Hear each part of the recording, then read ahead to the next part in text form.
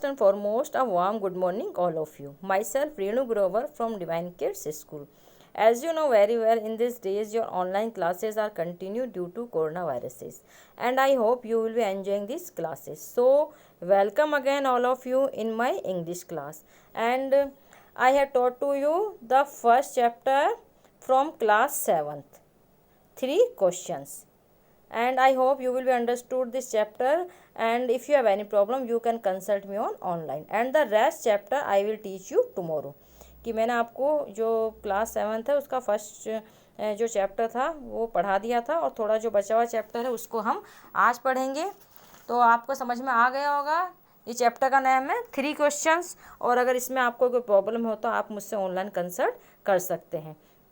इसमें चैप्टर में क्या था, एक राजा था जिसके कि दिमाग में 3 प्रश्न आते हैं, और वो अपने प्रश्नों का उत्तर जानने के लिए जो उसके जो साम्राज्य में जो अनाउंस करवाता है कि जो भी व्यक्ति इन प्रश्नों का उत्तर देगा उसको राजा इनाम देगा। लेकिन आते हैं कई वाइस पर्सन उसके प्रश्नों का उत्तर देने के लिए, लेकिन राजा किसी के भी जवाब से सेटिस्फाई नहीं होता है। तो राजा डिसाइड करता है कि मैं जंगल में जाऊंगा, किसी बुद्धिमान व्यक्ति के पास में कोई साधु इस टाइप का कोई व्यक्ति होगा तो उससे मैं अपने प्रश्नों के उत्तर लेकर के आऊँगा। तो राजा जाता है जंगल में, तो वहाँ पर एक साधु के पास वो जाता है तो देखता है कि साधु अपनी झोंपड़ी के सामने कुछ खुदाई कर रहा होता है। तो राजा जाता है उसके पास में, उसका अभिनंदन करता है, नमस्ते करता है उससे, और कहता है कि हे तपस्वी, मैं आपके पास में मेरे इन प्रश्नों का उत्तर जानने के लिए आया हूँ, तो आप मुझे कृपया इन प्रश्नों का उत्तर दीजिए। लेकिन जो तपस्वी होता है वो कुछ भी नहीं बोलता है, वो अपने साइलेंट रहता है, कोई भी आंसर नहीं देता है। तो राजा उसके हाथ में से फावड़ा ले लेता है, क्योंकि तपस्वी बहुत वीक होता है तो राजा को उस पर दया आ जाती है, और राजा उसके हाथ में से फावड़ा लेकर के खुद खुदाई करने लग जाता है। उसके बाद में थोड़ी देर बाद क्या होता है कि एक वुंडेड पर्सन, मतलब एक घायल व्यक्ति दौड़ता हुआ वहाँ पर आता है और वहाँ पर आकर के गिर जाता है। तो राजा और जो तपस्वी होते हैं दोनों उसे लेकर के जाते हैं झोंपड़ी में, और राजा उसकी मरहम पट्टी करता है, जिससे वो जो वुंडेड पर्सन होता है वो ठीक हो जाता है। और बाद में जो वुंडेड पर्सन होता है, मतलब जो घायल व्यक्ति होता है, वो राजा का शुक्रिया अदा करता है और कहता है कि आपने मेरी जान बचाई, इसके लिए बहुत बहुत धन्यवाद, जबकि मैं तो आपको मारने के लिए आया था, क्योंकि मैं आपका पुराना शत्रु हूँ। तो राजा इस बात से बहुत खुश होता है कि उसकी शत्रु से मित्रता स्थापित हो गई। उसके बाद में वापस से राजा तपस्वी के पास जाता है और कहता है कि कृपया आप मुझे मेरे प्रश्नों के उत्तर दीजिए। तो तपस्वी अब क्या कहता है वो आज हम इसमें पढ़ेंगे। So look at mobile screen and listen to me carefully the rest chapter of 3 questions from class 7th। You have already been answered, कि आपको पहले से ही आंसर मिल चुका है। कि जो राजा होता है तपस्वी के पास वापस जाता, कहता है कि कृपया मुझे आप मेरे प्रश्नों के उत्तर दे दीजिए। तो तपस्वी उससे क्या कहता है, you have already been answered, कि आपको पहले से ही उत्तर मिल चुका है इन प्रश्नों का। सेड द हर्मिट, हर्मिट कहता है कि आपको तो पहले से ही इन प्रश्नों का उत्तर मिल चुका है। Still bending down to the ground and looking up at the king as he stood before, कि राजा की तरफ ऊपर नज़र उठाते हुए और ग्राउंड की तरफ झुकते हुए, वो मतलब जो तपस्वी था वो ग्राउंड में झुका हुआ था, वो उसमें बीज वगैरह कुछ डाल रहा था या उसमें कुछ पानी वगैरह दे रहा था जो खोदा था उसने, और राजा उसके सामने जो खड़ा था उसकी तरफ देखते हुए तपस्वी कहता है कि आपको तो पहले ही उत्तर मिल चुका है आपके प्रश्नों का। How have I been answered, what do you mean, मुझे कब उत्तर मिला, कैसे उत्तर मिला मुझे, क्या मतलब है आपके कहने का। राजा कहता है तपस्वी से, डू यू नॉट सी, क्या आपने नहीं देखा। रिप्लाइड द हर्मिट, हर्मिट ने जवाब दिया कि क्या आपने नहीं देखा। If you had not pitied my weakness yesterday, यदि आपने कल मेरी जो कमजोरी है उस पर दया नहीं की होती, and had not dug this beds for me, और मेरे लिए जो क्यारियाँ नहीं खोदी होती, you would have gone away, तो आप अभी तक यहाँ से चले गए होते। कि जब आप यहाँ कल आए थे आपने मेरी कमजोरी पर दया करते हुए क्यारियाँ खोदना शुरू कर दी, अगर आपने ये क्यारियाँ नहीं खोदी तो आप वापस चले गए होते। Then that man would have attacked you and you would have wished you had stayed with me, तो जब वो जो व्यक्ति था आपके ऊपर अटैक कर देता, अगर आप चले गए होते रास्ते में, क्योंकि अटैक करने के लिए तो वो आपके ऊपर आया ही था, वो आपके ऊपर अटैक कर देता, और उस टाइम आप ये विश कर रहे होते कि काश मैं झोपड़ी में ही रुक गया होता। So the most important time was when you were digging the beds. तो सबसे महत्वपूर्ण समय वो था जब आप मेरे लिए ये क्यारियाँ खोद रहे थे। And I was the most important man, और उस समय मैं सबसे महत्वपूर्ण व्यक्ति था आपके लिए, क्योंकि आप मेरे लिए ये काम कर रहे थे। तो समय तो वो महत्वपूर्ण था जब आप खोद रहे थे, और व्यक्ति उस समय मैं आपके लिए मैं महत्वपूर्ण था। And to do me good was your most important business.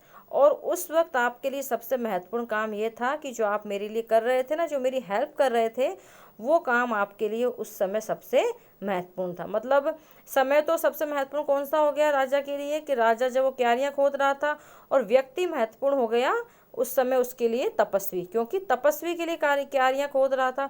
और काम उसके लिए सबसे अच्छा ये हो गया कि जो जो वो उस व्यक्ति की हेल्प कर रहा था, मतलब तपस्वी की, वो सबसे अच्छा उस समय उसके लिए वो काम था। And afterwards when the man ran to us, और उसके बाद में जो व्यक्ति हमारी तरफ दौड़ता हुआ आया, the most important time was when you were caring for him. तो वो सबसे महत्वपूर्ण समय था जब आपने उसकी केयर की, मतलब जब वो व्यक्ति वुंडेड पर्सन हमारी तरफ दौड़ता हुआ आया और आपने जो उसकी केयर की, वो टाइम आपके लिए सबसे महत्वपूर्ण था। Because if you had not dressed his wounded, क्योंकि अगर आपने उसके घावों की मरहम पट्टी नहीं की होती, ही वुड हैव डाइड, तो वो मर गया होता। Without having made peace with you, बिना आपसे शांति स्थापित किए ही वो मर गया होता, अगर आपने उसके घावों की मरहम पट्टी नहीं की होती उस टाइम। तो आपके लिए सबसे महत्वपूर्ण समय वो था जब आप उसके घावों की मरहम पट्टी कर रहे थे। और व्यक्ति आपके लिए वुंडेड पर्सन उस वक्त सबसे महत्वपूर्ण था, क्योंकि आप उस व्यक्ति के घावों की मरहम पट्टी कर रहे थे, और काम सबसे महत्वपूर्ण था कि जो आप उसके लिए जो अच्छा कार्य कर रहे थे ना, ये काम महत्वपूर्ण था। So he was the most important man, and what do you did for him was your most important business. कि उस समय सबसे महत्वपूर्ण आपके लिए व्यक्ति था, और जो काम आप उसके लिए कर रहे थे वो काम आपके लिए सबसे महत्वपूर्ण था, मतलब उसकी हेल्प करना या देखभाल करना। Remember then there is only one time that is important, and that time is now. कि याद रखिए कि सबसे महत्वपूर्ण जो समय होता है वो हमारा क्या होता, अब, मतलब हमारा जो वर्तमान होता है ना, वो हमारे लिए सबसे इम्पोर्टेंस रखता है, क्योंकि वर्तमान में हम जो कार्य कर रहे होते हैं उसी का हमारे फ्यूचर पे इफ़ेक्ट होता है। जैसे कि आप अभी पढ़ाई कर रहे हैं, आप अच्छे से पढ़ेंगे तो आपका फ्यूचर ब्राइट होगा, और अगर आप नहीं पढ़ेंगे तो आपका फ्यूचर ब्राइट नहीं होगा। तो सबसे जो महत्वपूर्ण होता है, सबसे इम्पोर्टेंट जो होता है, वो हमारा वर्तमान होता है।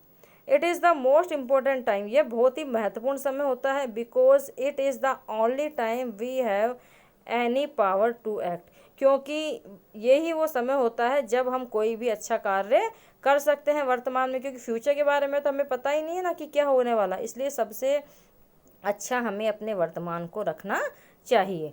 The most necessary person is the person you are with at the particular moment. और सबसे महत्वपूर्ण व्यक्ति वो होता है जो उस पर्टिकुलर विशेष स्थिति में आपके साथ होता है। मतलब जब कोई व्यक्ति आपके साथ में होता है किसी भी समय, वो आपका सबसे महत्वपूर्ण समय होता है। फॉर नो वन नोस, कोई नहीं जानता, what will happen in the future, कि फ्यूचर में क्या होगा इस बात को कोई नहीं जानता है। And whether we will meet anyone else, और हम किससे मिलेंगे या किससे नहीं मिलेंगे इसकी भी हमें कोई जानकारी नहीं है। The most important business is to do that person good. तो सबसे महत्वपूर्ण कार्य हमारा कौन सा है, बिजनेस का मीन्स इसमें है कार्य से लगाया गया है। सबसे महत्वपूर्ण हमारा कार्य कौन सा है, कि हम किसी भी व्यक्ति के लिए कुछ अच्छा करें।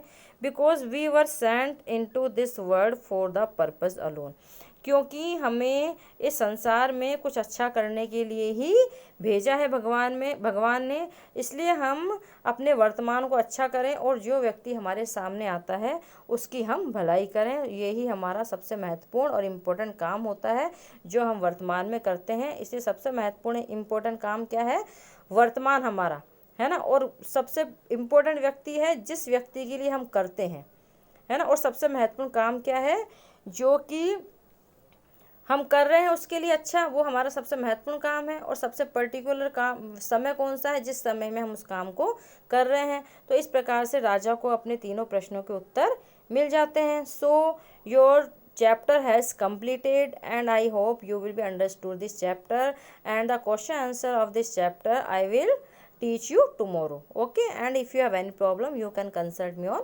online. And Look at, there are given some tough words. Already, ALREADY, already means होता पहले ही. Still, STILL, still means अब भी.